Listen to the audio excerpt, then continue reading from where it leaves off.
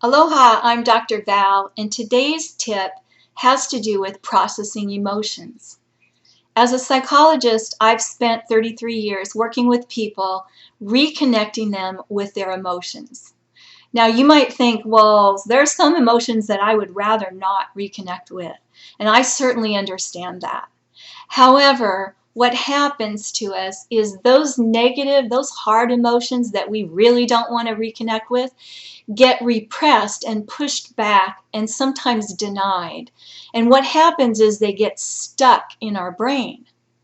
I'm going to give you a conceptualization that I think is useful in looking at the overall picture and what happens to us when we get stuck, when those emotions get stuck in our brain.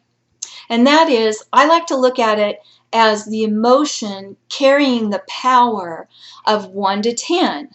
And 10 being very severe, the most severe, and the most direct power over how we feel and who we are and our behavior as well, all the way down to a 0. It has absolutely no impact on us.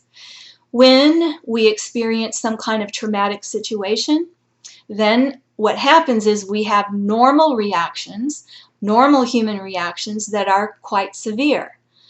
10 out of 10, 9 out of 10, somewhere in the 8 to 10 category.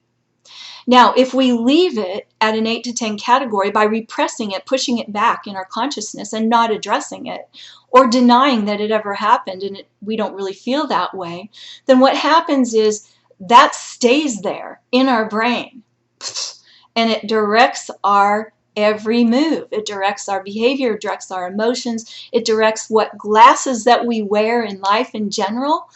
Clear glasses are no longer possible with all of that emotion trapped.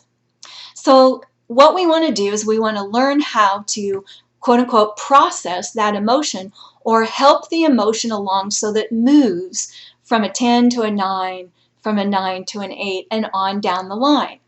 Now, some emotions, some experiences are never going to be a 0. They're never going to be a 0 because inherently they're wrong or they're bad or they're horrific even. But what they can do is lose power over us. So that's what we're looking for. Now, how do we do this? I'm going to give you just a couple of ways that you can process those emotions even during these COVID-19 days when we're struggling with emotions like fear, like uncertainty, instability, things that are happening to us in our financial situations are creating overwhelm, sometimes anxiety, sometimes depression.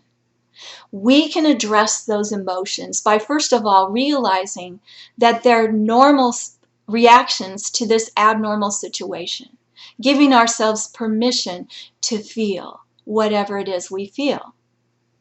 Secondly, what we want to do is we want to interact with one another. Maybe you have a friend, a family member, a close confidant, a counselor, a psychologist, who you can let it out with. Just allow yourself to feel whatever it is that you're feeling.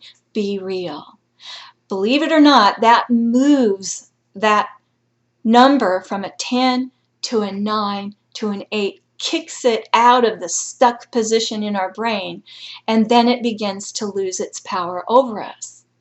Another suggestion, you can write about those things that are troubling you or that have happened to you that were very painful and that you pushed back in your consciousness, and it's still there, influencing your behavior, influencing your reactions and your emotions. You can write about it. Research demonstrates that can be very effective in helping along the process of letting that intensity decrease over time.